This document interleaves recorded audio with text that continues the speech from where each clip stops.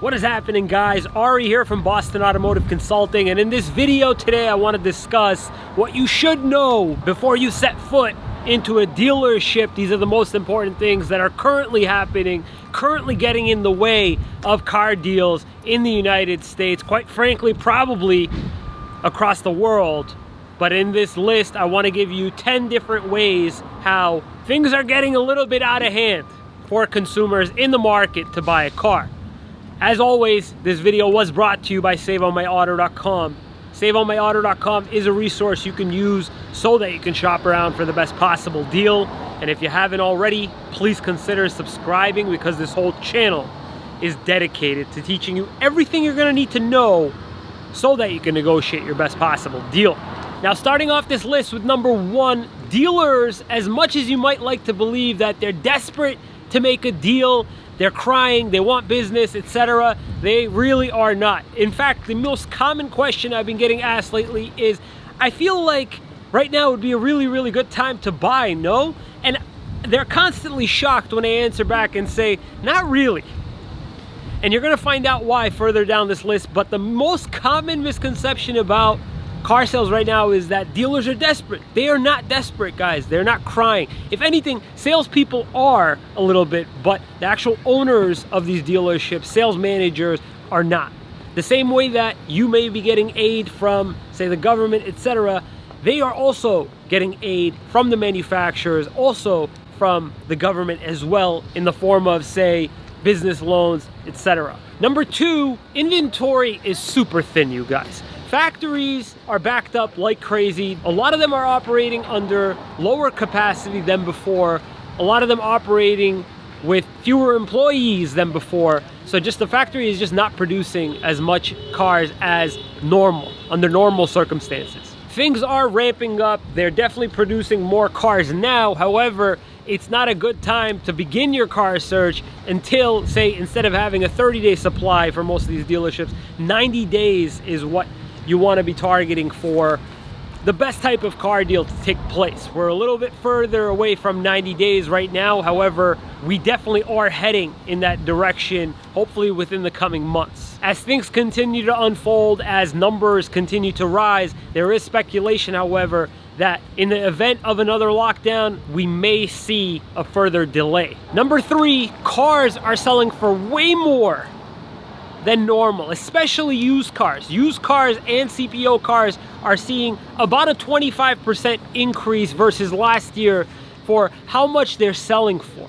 If you're in the market for a used car, do some homework, consider ultra used. I don't mean like a really beat up used car. What I mean is buying something a little bit older, hold on to it until all this is over, and then possibly sell it after the fact. 4, if you're trying to get a pickup truck, consider them off limits.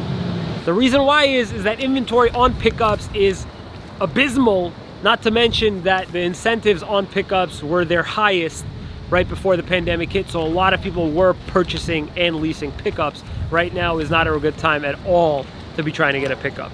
Number 5, don't expect anything absolutely crazy on Asian imports. Say, for instance, if you're looking to get into a sedan or an SUV that's, say, a Honda, Hyundai, Kia, etc., you're not going to get anything crazy in terms of a deal. However, you will get some form of discount, probably from the manufacturer, that's about what's going to be offered by the dealer. Don't expect anything absurd. Number 6, you will expect a higher discount percentage off of a luxury car. You definitely want to approach the deal as, okay, if I know that my dealers around me have a ton of these particular cars, I want to approach, say, BMW that has a ton of X5s instead of approaching Audi that has no Q7s. Does that make sense? Hope that made sense. Number 7, leases are not as pretty as purchase deals are right now. Using BMW as an example again, and you may see this trend amongst a lot of other brands as well, you're not going to see fat rebates for leases. You'll see them on the purchase deals. And one major problem that you will face is seeing the lease at an aggressive enough price. This is going to make you sort of curious as to why. The reason being is that residuals have lowered, money factors, interest rates rather, have increased on leases.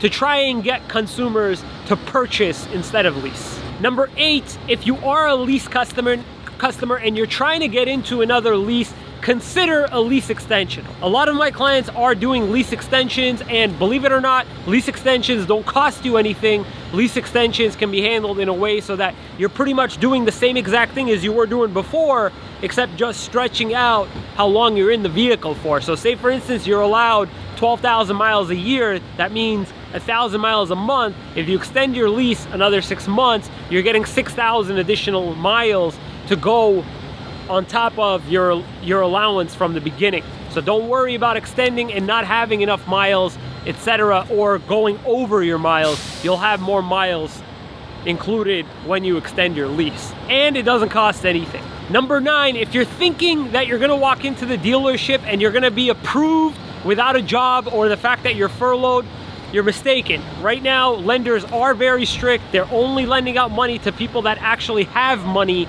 and are getting income. So if you've been furloughed, definitely you may want to consider getting a cosigner. If, say for instance, you're not employed now, you may want to consider waiting until you're employed in order to get the best rates.